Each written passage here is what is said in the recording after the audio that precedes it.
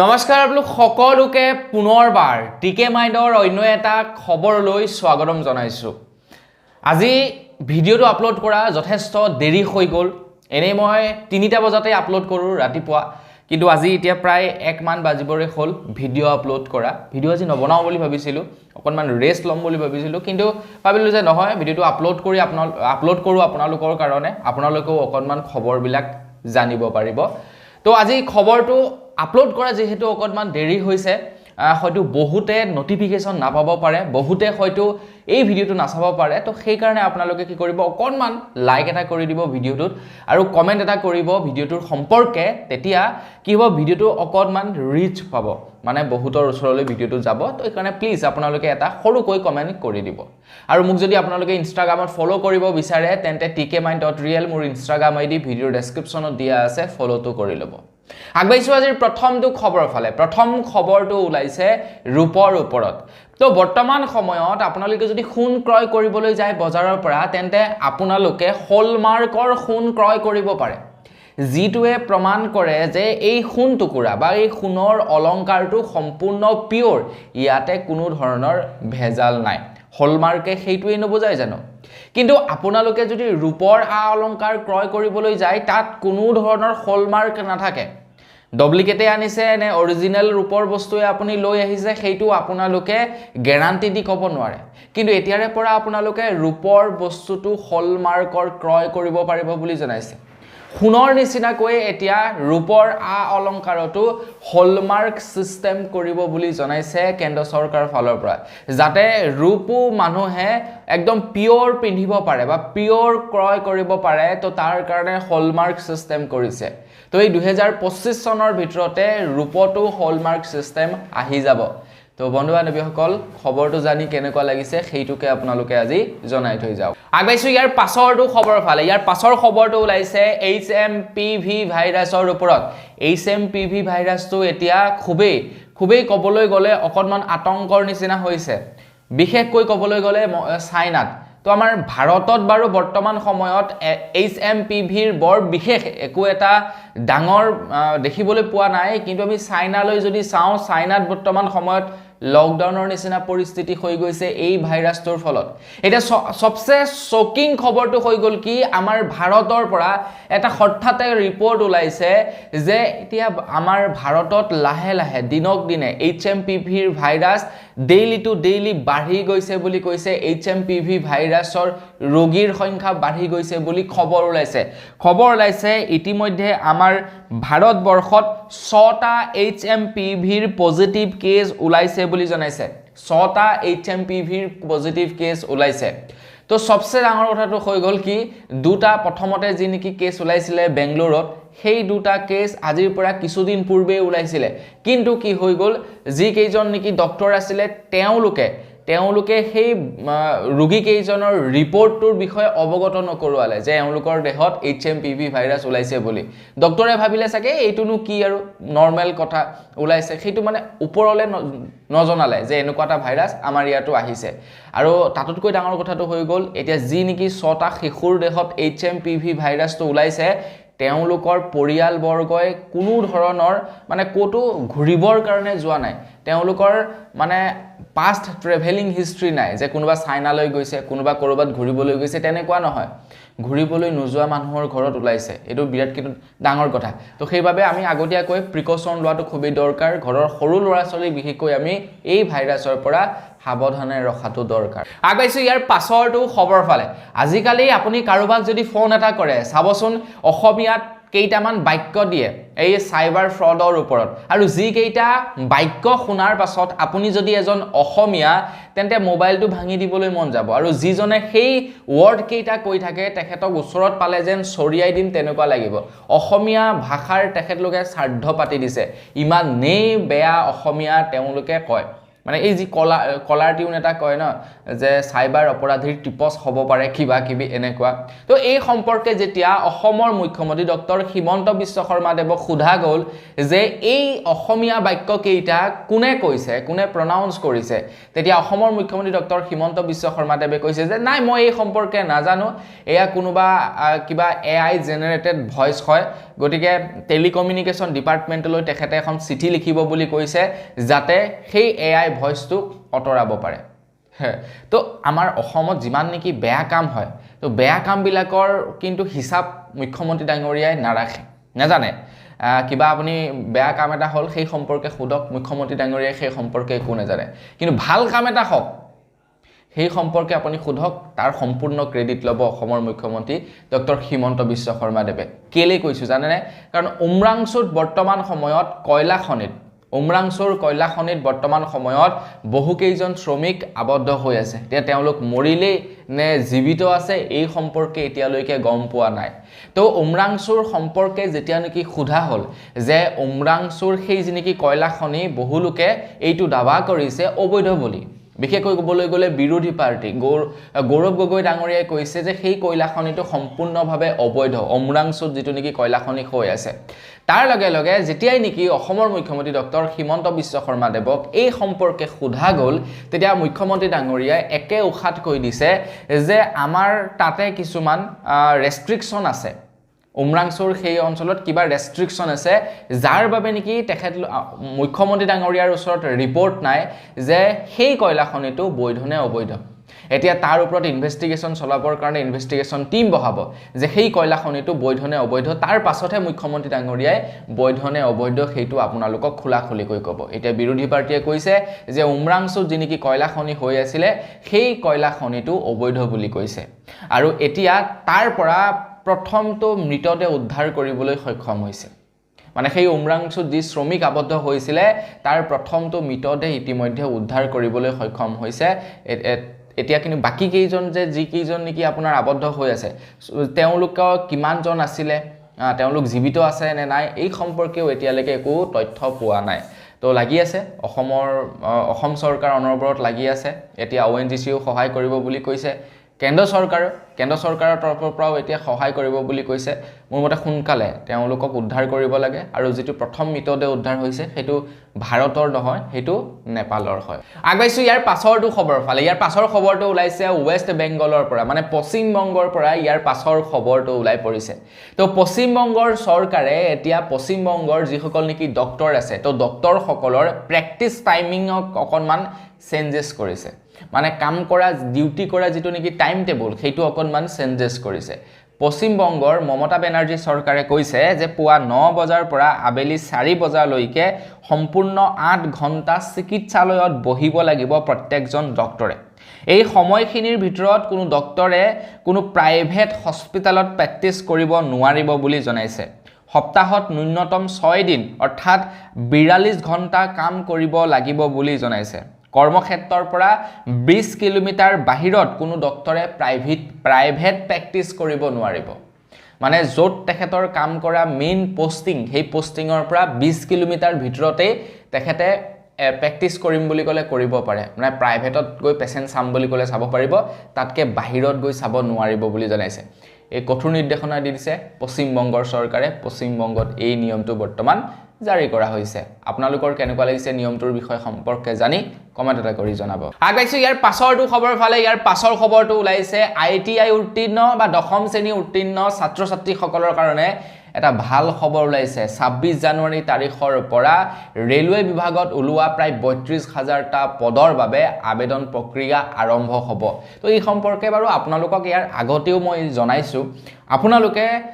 যদি এতিয়ালৈকে ডকুমেন্ট পাতি যোগাৰ কৰি ৰখা নাই ডকুমেন্ট পাতি যোগাৰ কৰি ৰাখক 26 তাৰিখৰ পৰা কিন্তু আবেদন হ'ব 500 টকা আবেদন মাসুল আপোনালোকে ভৰিব লাগিব তো আবেদন মাসুল প্ৰত্যেকতে থাকে কিন্তু আমাৰ অসম চৰকাৰে যেনিবা সেইটো ৰেহাই কৰে কিন্তু কেন্দ্ৰ চৰকাৰে সেইটো ল'বই তো আপোনালোকে 500 টকা আবেদন মাসুল দি প্ৰায় 32000টা পোষ্টৰ কাৰণে আবেদন দাখিল কৰিব পাৰে আবেদন কৰিবৰ কাৰণে আপোনালোকক ওয়েবসাইটটো জনাই দিছো ওয়েবসাইটটো হৈছে www.rbcdg.gov.in এই ওয়েবসাইটত গৈ আপোনালোকে আবেদন কৰিব পাৰিব ITI যিসকল পাছ তো তেওঁলোকৰ কাৰণে বিশেষ সুবিধা আছে নৱম শ্ৰেণী দশম শ্ৰেণী দুয়োটা উত্তীৰ্ণ ছাত্ৰ ছাত্ৰীসকলে আবেদন কৰিব পাৰিব আবেদন মাচুল হৈছে 500 টকা 26 জানুৱাৰী তাৰিখৰ পৰা আপোনালোকে আবেদন কৰিব পাৰিব তো যাওক আপোনালোকে আবেদন কৰক আজি বাৰু 26 জানুৱাৰী হোৱা নাই টাইম আছে 20 দিন মান সময় আছে আপোনালোকে ডকুমেণ্ট পাতি যোগাৰ কৰি ৰাখক আগাইছো ইয়াৰ পাছৰটো খবৰ ফালে আপোনালোকে বাৰু সাউথ এক্টৰ বিশালক চিনি পায় নে নাপায় কমেণ্ট এটা কৰি জনাব আপোনালোকে সাউথ এক্টৰ বিশালৰ ফিল্ম বাৰু আপোনালোকে চাইছে নে নাই চোৱা সেইটো কমেণ্ট এটা কৰি জনাব তো যোৱাকালি এটা ভিডিঅ' দেখা পালো সাউথ এক্টৰ বিশালৰ যেটো ভিডিঅ' দেখাৰ পাছত মানে আচৰিত হৈ পৰিলো ইমান এটা ফিট এক্টৰ ইমানেই বেয়া অৱস্থা হৈ গ'ল তেখেতৰ কেনেকৈ হ'ল তাৰ পাছত গম পালো যে বিশালৰ ৰিসেন্টলি আহিব লগা ফিল্মখনৰ এটা ষ্টান্ট কৰি থাকোতে তেখেতৰ অকনমান এনজিঅ'ড হৈছিল তাৰ পাছত তেখেতক ডক্টৰে বেড ৰেষ্ট কৰিবলৈ কলে তেখেতে কিন্তু কি কৰিলে গুটি ষ্টান্ট কৰিলে ফিল্মখন কমপ্লিট কৰিলে ফিল্মখন কমপ্লিট কৰাৰ পাছত এতিয়া তেখেতৰ সাংঘাতিক জ্বৰ লগতে তাৰ ভিতৰি তেখেতৰ বেমাৰ তো তেখেতে সেই ফিল্মখনৰ যিখন ফিল্মৰ বাবে তেখেত ইনজিঅ'ড হৈছিল সেই ফিল্মখনৰ তেখেতে উদ্বোধন কৰিবলৈ যাওঁতে তেখেতৰ ভিডিঅ' ক্লিপটো ভাইৰেল হৈছে তেখেত পুৰা হকত হৈ গ'ল বুঢ়া মানুহৰ নিচিনা হৈ গৈছে হাতটো নন ষ্টপ এনেকৈ কপি থাকে তো এনেকুৱা ধৰণৰ এটা পৰিস্থিতি হৈ গৈছে মানে সাউথৰ এক্টৰবিলাক ইমানেই ডেডিকেটেড তেওঁলোকৰ ফিল্মৰ প্ৰতি তেওঁলোক ইমানেই কষ্ট কৰে ভাবক ষ্টান্টবিলাক নিজে কৰিবলৈ গৈ ইনজিঅ'ড হৈ গ'ল এতিয়া চিন্তা কৰাৰ প্ৰয়োজন নাই বাৰু ঠিক হৈ যাব টপ ক্লাছ তেখেতক মেডিকেল ট্ৰিটমেণ্ট দি থকা হৈছে বৰ্তমান সময়ত খুব সোনকালে তেখেত ৰিকভাৰ হ'ব সেইটোৱে আশা কৰোঁ নিশ্চয় আপোনালোকে তেখেতৰ ফিল্ম চাগে চাইছে কেতিয়াবা নহয় কেতিয়াবা তো আশা কৰোঁ তেখেত যাতে খুব সোনকালে সুস্থ হৈ আহক আগবাইছোঁ ইয়াৰ পাছৰটো খবৰ ফালে ইয়াৰ পাছৰ খবৰটো ওলাইছে অশ্বিনী গ্ৰ'ভাৰৰ ওপৰত আপোনালোকে বাৰু চিনি পায় নে নাপায় কমেণ্ট এটা কৰি জনাবচোন আপোনালোকে যদি শাৰ্ক টেংক চাইছিলে তেনে তেখেতক নিশ্চয় চিনি পায় তো ভাৰত পেৰ তেখেত আছিলে CEO আছিলে ভাৰত পেৰ আৰু তেখেত এজন ফাউণ্ডাৰো আছিলে ভাৰত পেৰ যিটো নেকি এপছ আছিলে তো তেখেত এজন বিজনেছমেন তো তেখেতে কি কৰিলে তেখেতৰ নিজৰ নামটোকে এতিয়া ট্ৰেডমাৰ্ক কৰি দিলে মানে তেখেতৰ নামটো যদি কোনোবাই কৰবাত ব্যৱহাৰ কৰে তেন্তে কি কৰিব লাগিব তেখেতক পইচা দিব লাগিব ঠিক তেনেকৈ সনি টিভিয়ে তেখেতৰ নামটো ব্যৱহাৰ কৰি ভিডিঅ' যথেষ্ট আপলোড কৰি থৈছে তেখেত যেহেতু সনিত কাম কৰিছিলে এটা তেখেতৰ নামটোক কি কৰিলে ট্ৰেডমাৰ্ক যেহেতু কৰি ল'লে এতিয়া সনি টিভিয়ে অশ্বিনী গ্ৰ'ভাৰক কি কৰিব লাগিব ৰয়েলটি প্ৰদান কৰিব লাগিব চাওক বিজনেছমেন মানুহ যে তেওঁলোকৰ বিজনেছ আইডিয়াই তেখেতৰ নামটোকে বাপেকে ট্ৰেডমাৰ্ক কৰি ল'লে এতিয়া যদি কোনোবাই এই নামটো ব্যৱহাৰ কৰে তেন্তে কি কৰিব লাগিব তেখেতৰ পৰা পাৰমিশন ল'ব লাগিব লিগেলি নহলে তেখেতে সেইজন ব্যক্তিৰ ওপৰত কেছ কৰিব পাৰিব আগবাইছো ইয়াৰ পাছৰটো খবৰ ফালে আমাৰ অসমকে ধৰি ভাৰতৰ প্ৰত্যেকখন ৰাজ্যত এতিয়া ইলেক্ট্ৰিক ট্ৰেইনৰ শুভাৰম্ভণি কৰিছে ভাৰত চৰকাৰে ভাৰতৰ প্ৰধানমন্ত্ৰী নৰেন্দ্ৰ মোদী ডাঙৰীয়াদেৱে কৈছে যে 2024 চন পৰ্যন্ত আমাৰ ভাৰতবৰ্ষত কেৱল 35% হে ট্ৰেইনসমূহ ইলেক্ট্ৰনিক আছিলে মানে কাৰেণ্টৰ দ্বাৰা চালিত আছিলে কিন্তু এতিয়া মানে বৰ্তমান সময়ত প্ৰায় 100% ট্ৰেইনেই হেনো ইলেক্ট্ৰিকৰ দ্বাৰা চলে বুলি জনাইছে তো আমাৰ অসমত কাৰেণ্টৰ দ্বাৰা চলা ৰেল মোৰ মতে এতিয়ালৈকে চাগে উদ্বোধন হোৱা নাই নেকি নহয় জানো বনাই আছে বুলি শুনিছোঁ এতিয়ালৈকে চলা নাই চাগে কিন্তু অসমৰ বাহিৰত অলৰেডি উদ্বোধন হৈ গৈছে আগবাইছোঁ ইয়াৰ পাছৰটো খবৰ ফালে ইয়াৰ পাছৰ খবৰটো ওলাইছে অসম গ্ৰন্থমেলাৰ ওপৰত তো খানাপাৰাত অনুষ্ঠিত হৈ আছে অসম গ্ৰন্থমেলা তো আপোনালোকে বাৰু গ্ৰন্থমেলালৈ গৈছিলে নে নাই যোৱা সেইটো কমেণ্ট এটা কৰি জনাব তো এতিয়া ৰিপৰ্ট ওলাইছে গ্ৰন্থমেলাৰ ওপৰত যে গ্ৰন্থমেলাৰ বা গ্ৰন্থৰ বা কিতাপৰ জনপ্ৰিয়তা দিনক দিনে বৃদ্ধি পাইছে বুলি জনাইছে গ্ৰন্থমেলাৰ যিসকল নেকি আয়োজক আছিলে আয়োজকে কৈছে যে গ্ৰন্থৰ জনপ্ৰিয়তা অৰ্থাৎ কিতাপৰ জনপ্ৰিয়তা যথেষ্ট পৰিমাণৰ বৰ্তমান সময়ত বৃদ্ধি পাইছে বুলি কোৱা হৈছে কাৰণ 12 দিনত আমাৰ অসমৰ গ্ৰন্থমেলালৈ গৈছে প্ৰায় 500ৰো অধিক লোক গৈছে প্ৰায় 155খন নতুন গ্ৰন্থৰ উদ্বোধন হৈছে বুলি কৈছে আৰু প্ৰায় 7 কোটি টকাৰ কিতাপ বিক্ৰী হৈছে মানে পূৰ্বতকৈ বেছি কিতাপ বিক্ৰী গৈছে বুলি জনাইছে তো কিতাপ ভাল পোৱা মানুহবিলাকে বৰ সাংঘাতিক কিতাপ কিনে কিন্তু সেইদিনাখন মোৰ বন্ধু এজনে খুব ভাল বন্ধু দা ক্ৰছ কাৰেণ্টত কাম কৰে গুৱাহাটীত তো সি কৈছে ইয়াৰ আগৰবাৰ গ্ৰন্থমেলাত সি বোলে একেলগতে 25,000 টকাৰ কিতাপ কিনিছিলে এইবাৰ কিতাপ পইচাৰ অভাৱ কাৰণে হেনো যোৱা নাই বোলে 25,000 টকাৰ কিতাপ মইতো কসমছে কৈছোঁ আজিলৈকে 2500 টকাৰ কিতাপো কিনি পোৱা নাই মানে পঢ়া এৰাৰ পাছত তো 25,000টো বহুত পাছৰ কথা আছে কিন্তু মানুহ কিতাপ ভাল পোৱা মানুহ কিন্তু যথেষ্ট আছে আগবাইছো ইয়াৰ পাছৰটো খবৰ ফালে অসমৰ এজন ফটোগ্ৰাফাৰে অসমীয়া হোৱাৰ বাবে তেখেতে চৰকাৰী কাম নাপালে বুলি অসম চৰকাৰৰ ওপৰত এটা এলিগেশ্যন লগাইছে উৎপল বৰুৱা নামৰ এজন ফটোগ্ৰাফাৰে কৈছে যে তেখেতে খুব সুন্দৰ কাম কৰাৰ পাছতো তেখেতক চৰকাৰী কামৰ পৰা বঞ্চিত কৰা হ'ল কিয়নো বৰ্তমান সময়ত চৰকাৰী কামসমূহ কেৱল বহিৰাগতহে পায় অসমৰ এজন যুৱকে চৰকাৰী কামসমূহ নাপায় আৰু এইটো কিন্তু 100% চিয়ৰ আপোনালোকৰ আশে-পাশে থকা আপোনালোকে কিছুমান কাম চাব আপোনালোকে অসমীয়া যদি হয় তেন্তে আপোনালোকক কিন্তু নিদিয়ে বা অসম চৰকাৰে অসমীয়া মানুহবিলাকক কামবিলাক নিদিয়ে কোনোবা বহিৰাগতক সেই কামবিলাক চপি দিয়ে আৰু আপোনাৰ সেইটো দেখি খুবেই বেয়া লাগে কেতিয়াবা এনেকুৱা হয় আপোনাৰ কোনোবা এজন বহিৰাগতই আপোনাৰ ওপৰত দমভালি মাৰিব আপোনাৰ সন্মুখত একদম ডাঙৰ কথা ক'ব তেতিয়া এনেকুৱা লাগে দুই থাপৰ উল্টাই লগাই দিও নেকি কিন্তু কি লাভডাল আজি আপুনি দুই থাপৰ লগাই থৈ এই ঘৰত নাপাবহি আপোনাৰ ঘৰৰ নোপোৱাৰ আগতে আপোনাক ৰাস্তাৰ পৰা ধৰি লৈ গুচি যাব তেওঁলোকৰ হাতত ইমান পাৱাৰ আজিকালি বহিৰাগতৰ গতিকে অসমীয়াৰ এই অৱস্থা আৰু কেইদিনমান পাছতে অসমীয়াবিলাকে অসমীয়া বুলি ক'বলৈ ভয় কৰিব যে তই কি মানুহ অসমীয়া এই নকবি অসমীয়া বুলি ধৰি পিটিব এনেকুৱা অৱস্থা হ'ব আমাৰ অসমত চাই থাকক নহয় যদি আপোনালোকে আজি লিখি লওক ডেট সহ মই আপোনালোকক কৈ দিলোঁ আগবাইছোঁ ইয়াৰ পাছৰটো খবৰ ফালে ইয়াৰ পাছৰ খবৰটো ওলাইছে লোনৰ ওপৰত এতিয়া মাল্টিপল লোন ল'ব নোৱাৰিব কোনো ব্যক্তিয়ে মানে এটা লোন চলি থকাৰ পাছত আৰু এটা লোন চলি থকাৰ পাছত আৰু এটা লোন ল'ব নোৱাৰিব কোনো ব্যক্তিয়ে বৰ্তমান সময়ত কোম্পানীবিলাকে লোন ধাৰাধাৰ দি আছে যে লাগে লোন লাগে ল ভাই লোন লৈ ল কিমান লোন লাগে লৈ ল মুঠতে এনেকুৱা হৈ গৈছে তোৰ চিভিল ভাল তো লোন লৈ ল একাংশ ব্যক্তিয়ে কি কৰে আপোনাৰ পৰা লোন ল'লে নহয় লোন আপোনাক পৰিশোধ কৰিব পৰা নাই যেন তেনে ঘূৰাই আছে আৰু এটা কোম্পানীৰ পৰা লোন লৈ ল'ব সেই কোম্পানীটোৰ পৰা লোন লৈ কি কৰিব আপোনাক ধাৰ মাৰিব তাৰপিছত সেই অলপ দিন চলিব তাৰপৰা সেই কোম্পানীটোক আকৌ মাৰিবলৈ নোৱাৰা হ'ব আকৌ এটা কোম্পানীৰ পৰা লোন ল'ব সেই কোম্পানীটোক ধাৰ মাৰিব তাৰপৰা সেইটো কোম্পানীৰ পৰা পইচা কেইটকা লাহে চলি থাকিব মানে মাল্টিপল লোন লৈ ইটো লোনৰ পৰা পইচা লৈ সিটো লোনক চলাই আছে তেনেকুৱা কৰি আছে একাংশ মানুহে এতিয়া কৈছে যে সেইটো কৰিব নোৱাৰিব এতিয়া এই মাল্টিপল লোন সিস্টেম বন্ধ কৰিব বুলি জনাইছে কিয়নো এতিয়াৰে পৰা যিবিলাক নেকি কোম্পানী আছে কোম্পানীসমূহে ক্ৰেডিট ৰিপৰ্ট 15 দিনৰ মূৰে দাখিল কৰিব লাগিব 15 দিনৰ মূৰে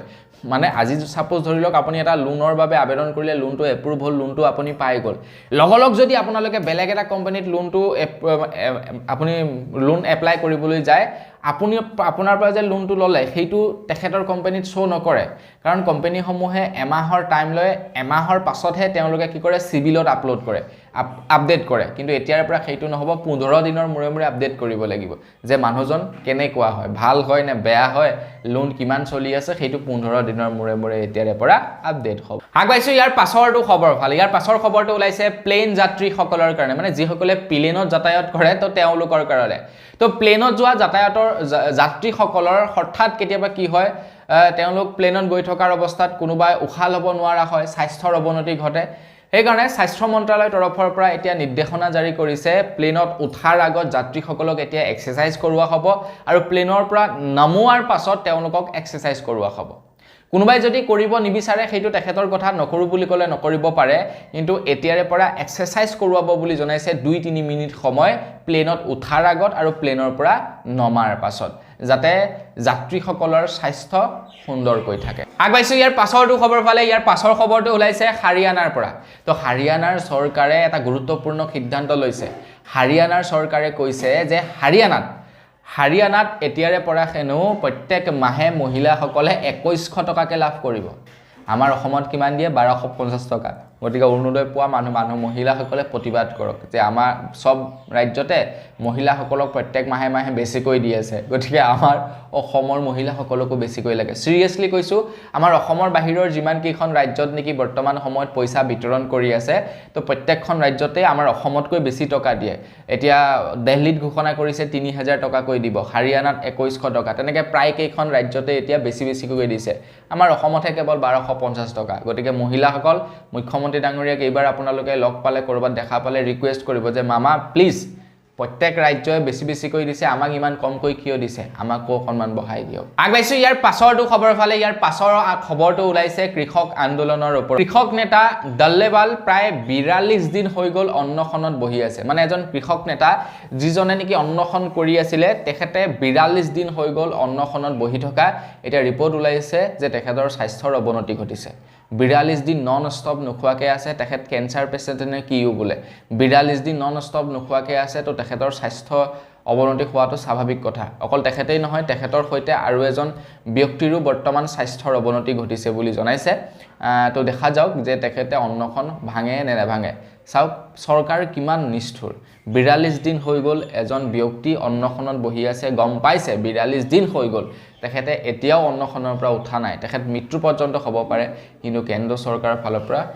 পুৰা সাইলেন্ট আগবাইছো একেবাৰে হেখৰটো খবৰ ফালে একেবাৰে হেখৰ খবৰটো ওলাইছে সাইবাৰ অপৰাধীৰ ওপৰত এতিয়া সাইবাৰ অপৰাধীৰ অকনমান নাকি লাগিব বুলি ভাবিছো আমাৰ ভাৰতবৰ্ষত কিমান দূৰ সফল হয় নাজানো কিন্তু অনুমান হৈছে যে এইবাৰ কিবা এটা কৰিব যেন লাগিছে